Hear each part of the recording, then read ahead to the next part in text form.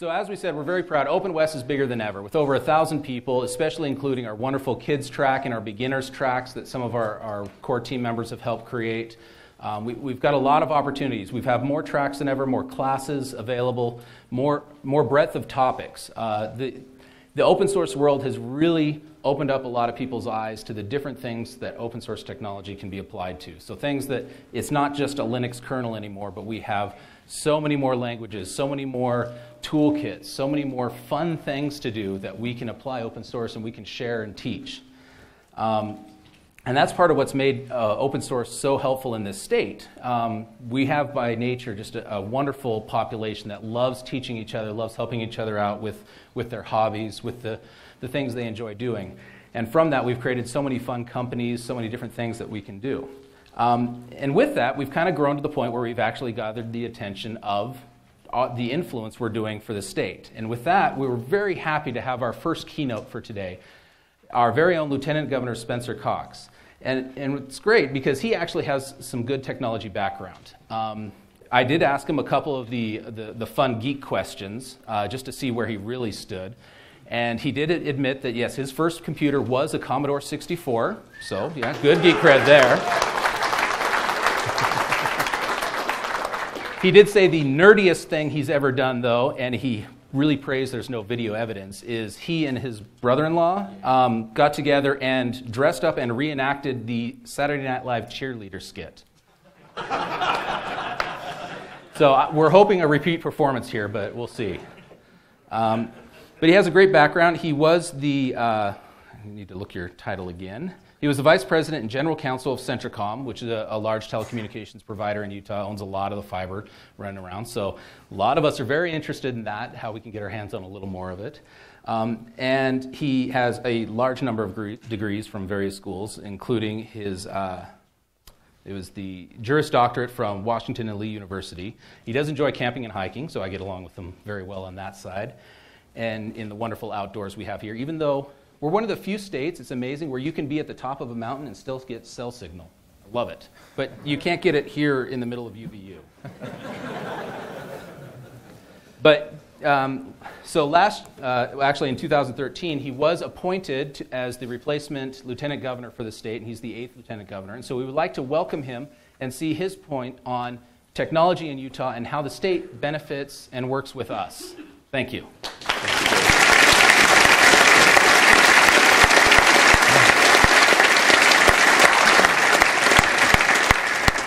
All right, let's see. Is this thing on? I think we're on. All right, thank you, Jace, and thank you, ladies and gentlemen, for that warm introduction.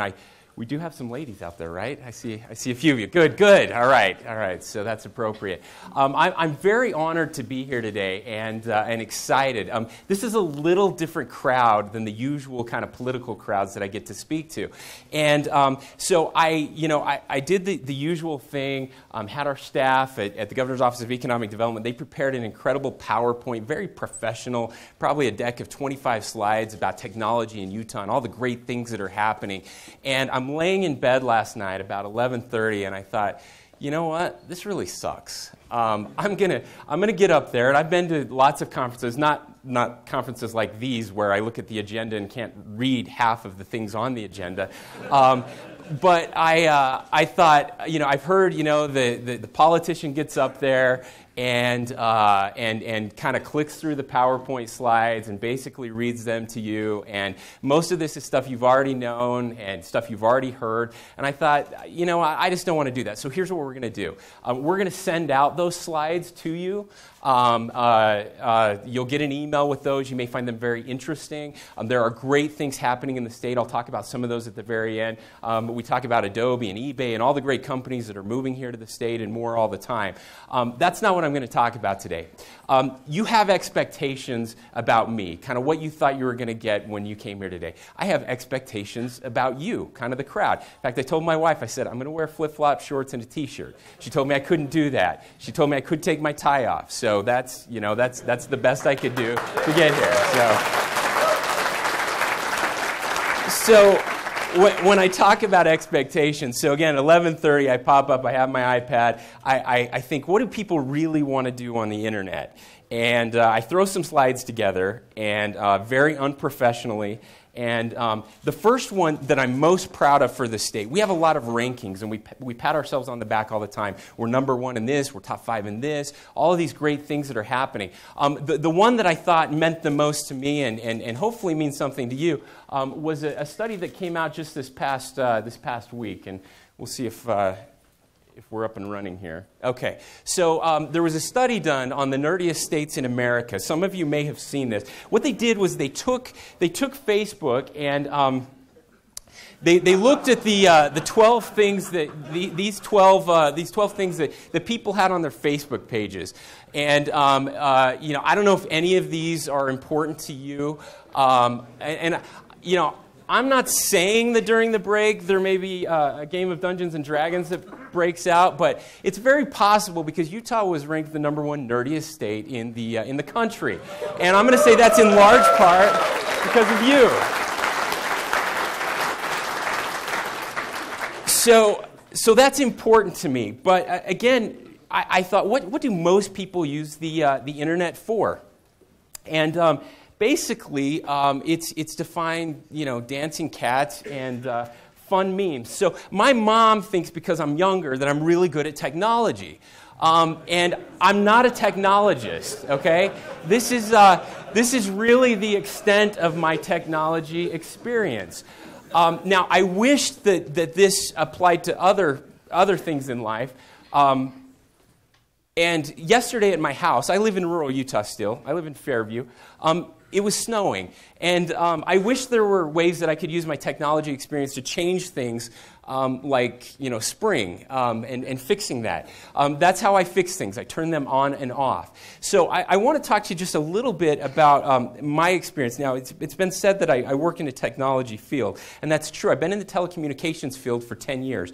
But how I got there is important. And then I want to talk to you just a little bit about my company's experience. And I promise it has something to do with great things that are happening in Utah, one of the very cool things that are happening in Utah. So I went to law school and came back to Utah to be an attorney. And I was working at a big law firm in Salt Lake City. And one day I'm driving down the road, and I see a bumper sticker that says it's 99% of attorneys that give the other 1% a bad name. And so you guys get the joke. I had to have my wife explain it to me. And we both grew up on farms in rural Utah, in a small town of Fairview, which is where we still live. And I'm working at this firm in Salt Lake. And so I asked my wife this question. I said, is the world a better place because of what I'm doing right now? And she said, absolutely not. She didn't hesitate. So we reevaluated life a little bit and decided that we were going to move back to Fairview. And I went to work for a technology company. Now, again, I'm going to make fun of my technology here a little bit. This is kind of how things work in my world. And I don't understand why it works that way, but it does.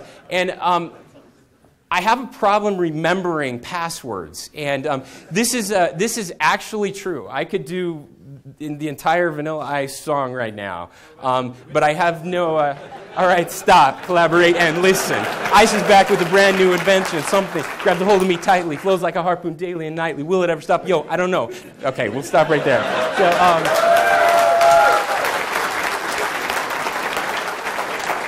So that might be the most embarrassing thing now I've ever done for the next conference.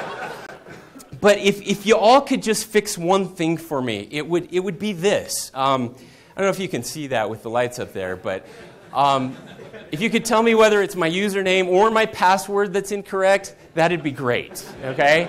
Because I can usually get one or the other. But the thing about you guys is, you're the kind of guys that do this kind of stuff, right? You're the guy who, your neighbor gets a new wireless printer, and you print this kind of crap. So,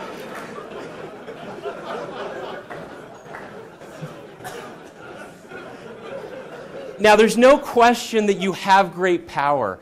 I have a son that is I have a son that's very bright, much smarter than I, loves technology and really understands it.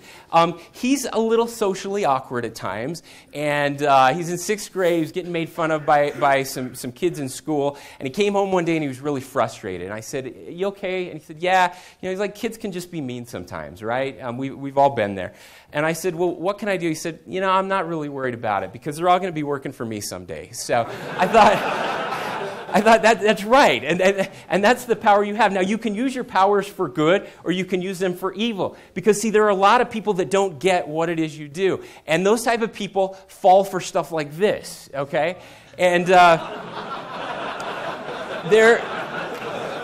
are a lot of traps out there for all of us, and we need to avoid those. So those were the only memes I could find at 11:30 last night, so we're going to stop there. But so now I want to tell you a little bit about the company I went back to work for.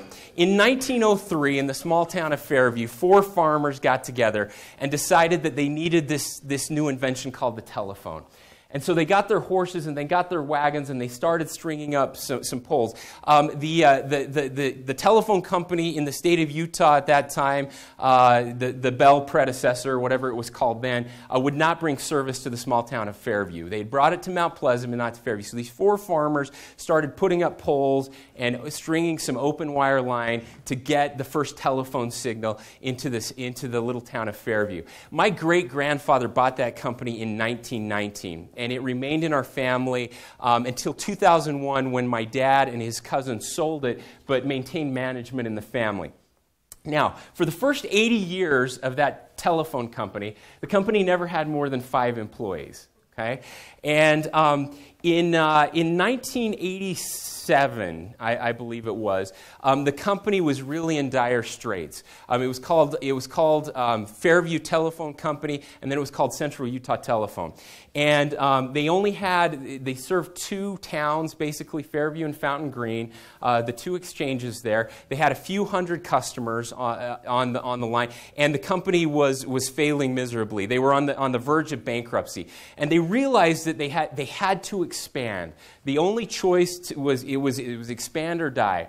And so it was my dad and his cousin and 3 other employees at the time. And they looked around, and there was an exchange. The town of Moroni was for sale. The guy that owned it wanted $1 million for it. Now, $1 million in 1987 to these 2 farm kids was a number they couldn't even begin to comprehend. Not only that, but they had to put $200,000 down just to have an opportunity to buy this. They had to come up with the cash, $200,000 to do that.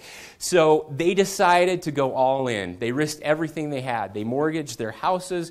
They mortgaged the business. They came up with $200,000 and they put it in a bank account. And here's the crazy part. They got some really bad legal advice. If they weren't able to come up with the $1 million and close the deal on a date certain at 5 o'clock on June 15th, then they lost the $200,000. Okay, which means they lost their business and they lost our house. I mean, that's what we're talking about. Now, I'm a 12-year-old kid at the time. Okay.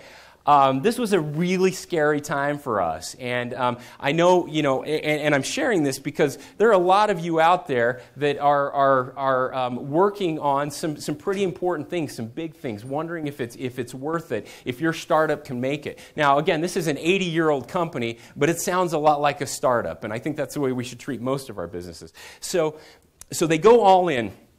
They're able to get the loan, they're able to secure the financing, but it's last minute. And when I say last minute, it's literally last minute. So they have to record the document at the county courthouse in Manti, which is about 130 miles from Salt Lake City. So the documents have to get from Salt Lake City, from the attorney's office, to the courthouse in Manti by 5 o'clock that day, or they lose everything. So everything's ready to go. They know the documents on their way. They're at the courthouse waiting. It's 4:30. They don't see the documents there.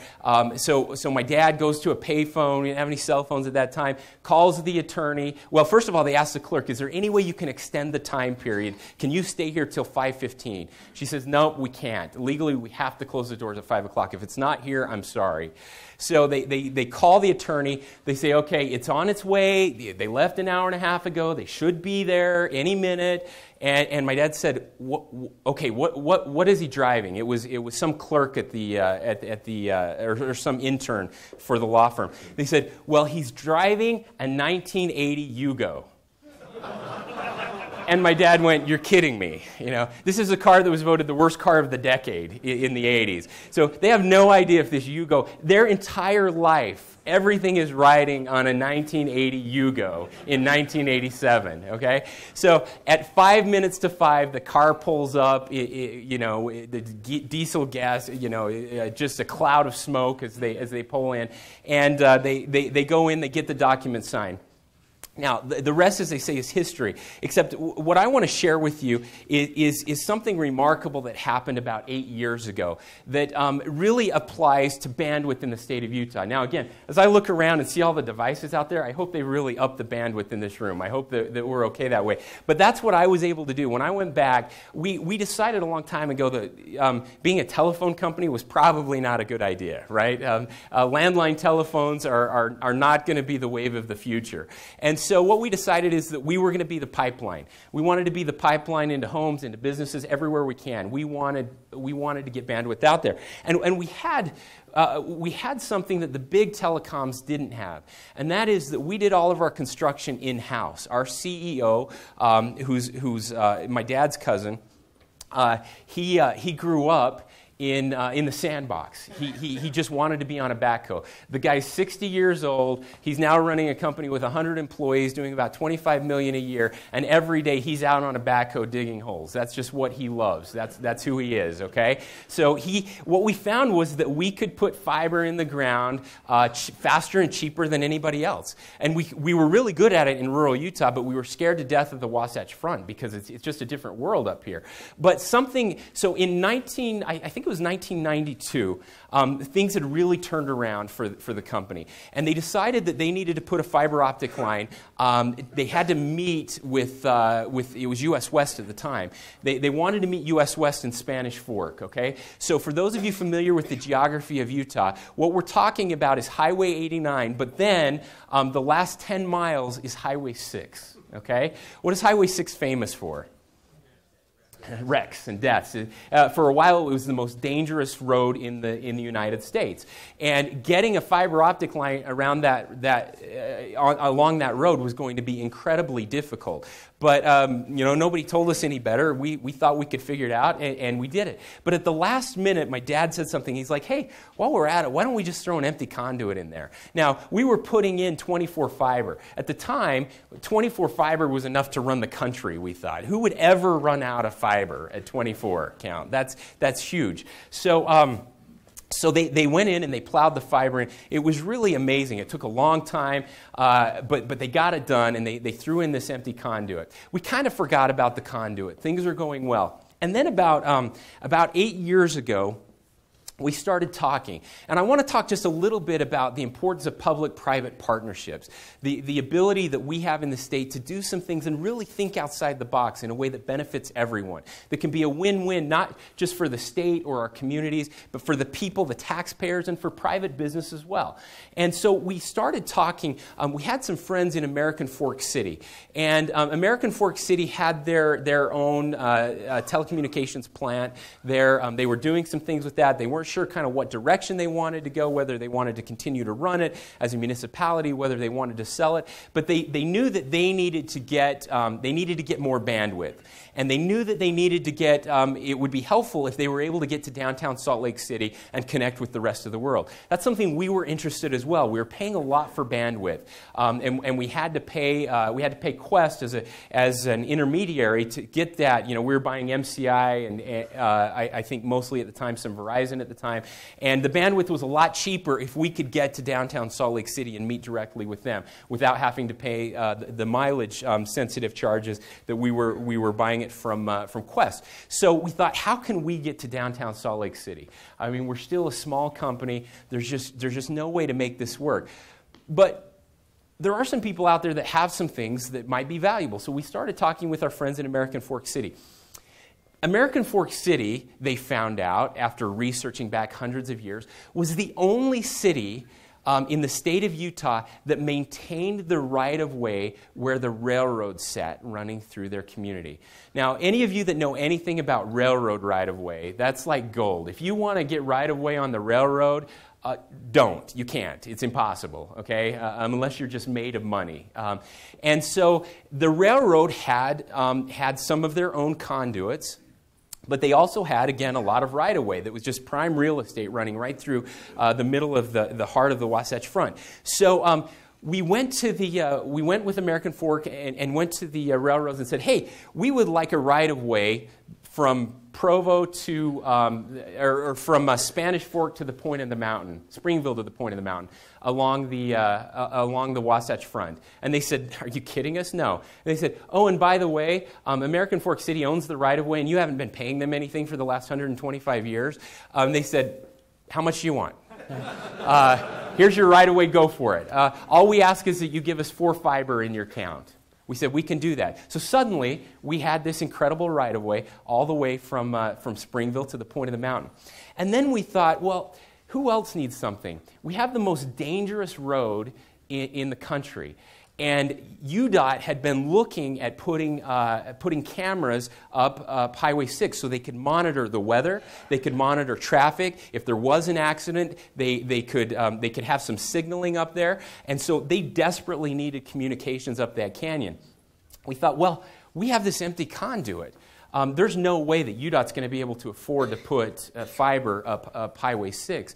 But what if we gave them our conduit? Or what if we traded our conduit? Now, as you know, UDOT has been putting in conduits, 8 to 16 conduits, every time they do a road project, which meant that the new I-15 corridor, new back then after the Olympics, from the point of the mountain into downtown Salt Lake City had 16 empty conduits were never being used and would probably never be used. So we went to UDOT and said, what if you traded us? We'll give you our conduit from Spanish Fork up to the top of Highway 6, and you give us your conduit from the point of the mountain into downtown Salt Lake City.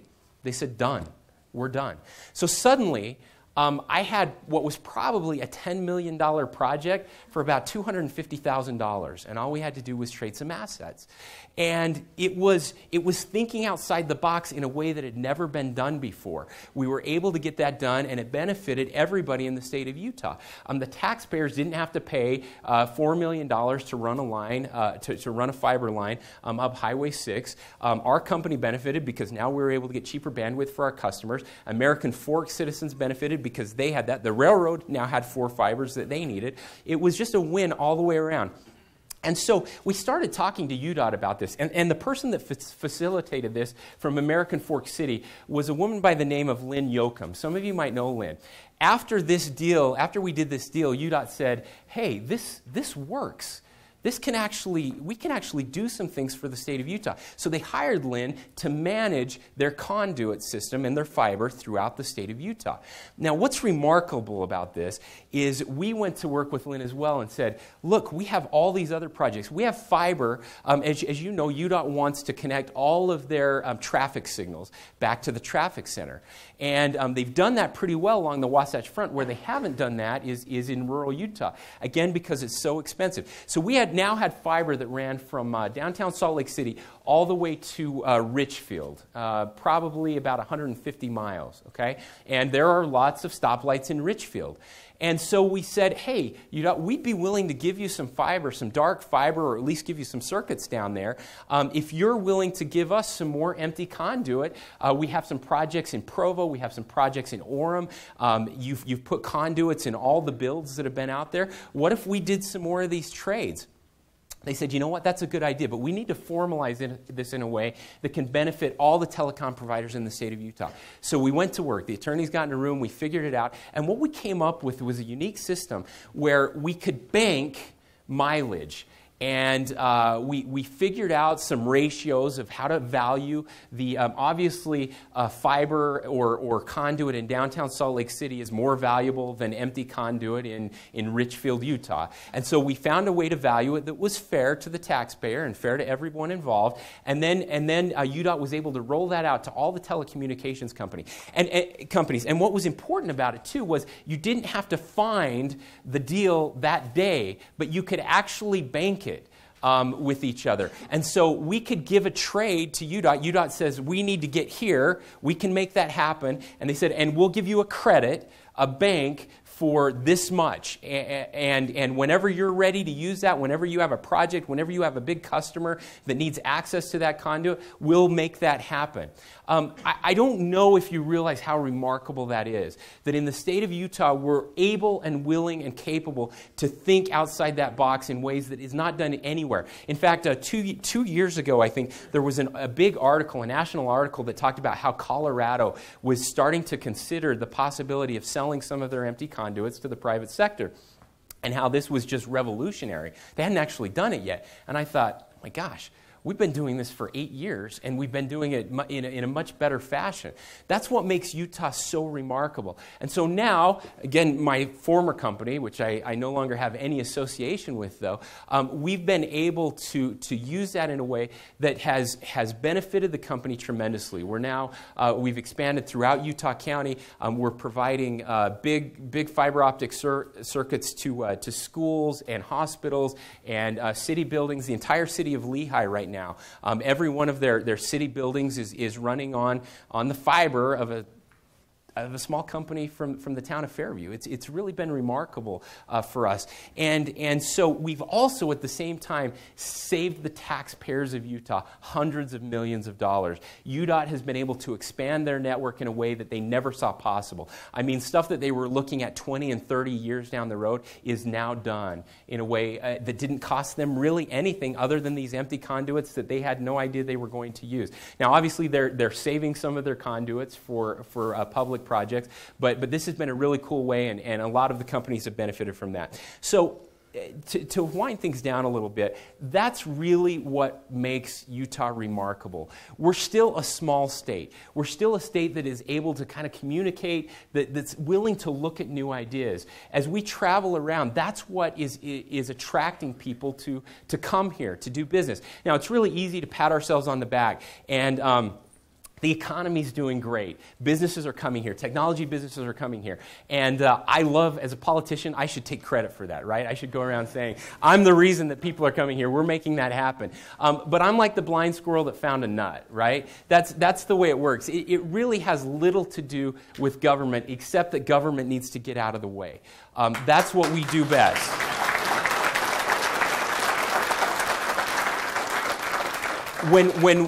And the governor, we've had some really neat opportunities recently to meet with CEOs and CFOs of the companies that you work for, technology companies. And we've listened to them, and we've asked them, and by and large, that's what they say. Just let us do our thing. Let's get these regulations out of the way that are holding us back. That's what we found with UDOT. You know, at the first, UDOT said, oh, I don't think we can do that. And when we said, why? They said, well, I don't know. We've just never done that. Well, that's not a good reason, okay? Let's get out of the way. Let's make this happen. And it's been fascinating as I've traveled around. Now, let me say this. There is one place where government can help and where government needs to help. As we've talked with again, many of the technology leaders in the state, the one problem we have has to do with our education system. We have to figure this out. And we're doing better. We're working together to find ways. But we have over 3,000 high-paying technology jobs open in the state right now that we can't fill because we don't have the educated workforce to do that. Okay? That scares me. That's one of the things that keeps me up at night. Because we have companies saying, hey, yeah, we want to move to Utah. We love the climate. We love what's happening there, the collaboration that's going on. But if I can't find the engineers I need, if I can't find the software developers I need, if we don't have the educated workforce, I have to think twice about it. So we're obviously pushing STEM more in our schools, and that's important. But we need to work together. We need to collaborate together. Funding is always a problem for our schools. There's two reasons for that. One is we like to have kids, and we're really good at it, okay, in the state of Utah. The other problem is that our taxable land, which is where most of the funding comes from for education, is much smaller than most states. The federal government owns, whether we like it or not, and we can argue about that, but owns, it's a fact of life, 67% of the land in this state is owned by the federal government, and they do not pay taxes on that. They have a little bit that they call payment in lieu of taxes, which is pennies in lieu of trillions. That's kind of what we call it. But it's not nearly enough. And so, it's no secret that we're the lowest funding state per pupil in the country. And I often say if there were 65 states, we'd be 65th. So we have to figure this out. We have to work together and collaborate in ways that we can do more with less, because we're never going to have as much as everybody else does. So those are some of the things that we're worried about. That being said, guys, it's really cool to work for the state of Utah. I'm honored to serve as a lieutenant governor. No one expected me to ever be a lieutenant governor, including my wife. It was just never going to happen. When Greg Bell resigned, I was as shocked as everybody to get the call from the governor. I didn't even know he knew who I was. But it's been really fun and really fascinating to see what's happening and to see, again, the collaboration between the private sector and the public sector. The answers will never come from Washington, D.C. Let me be very clear about that. They will rarely come from Salt Lake City, but they will always come from men and women like you who understand, who are boots on the ground, who get what's happening in this country. The technology has the ability to fix everything we're doing wrong. I really believe that. It also has the ability to ruin a lot of the things we're doing right. I just finished a great book called The End of Big. I forget the name of the author right now. I didn't agree with everything in there, but when you look at the disruptive technology and what it's doing in every facet, education, you look what's happening in the music industry, you look at media, print media. I mean, we see what's happening with the Salt Lake Tribune right now, whether it can survive or not. Disruptive technology is changing everything we know, everything we thought we knew, everything we believed in. But it is also fixing many of those things. So I leave it in your very capable and nerdy hands. Take care of us, okay? Help me when my router doesn't work. But help us build together. What I love about open source is we've never seen anything really like it, where people are willing to do things that could be monetized and should be monetized without compensation. It's really remarkable. You are a different breed. And I mean that in the most positive and loving way possible. We need more of that. We need more of you in politics. Please consider getting involved. I know you might think that's not your wheelhouse, but your ability to think critically, your ability to think compassionately, your ability to do more with less is what we need in government today, and we need more of it. God bless you in what you do, and thank you for letting me come today.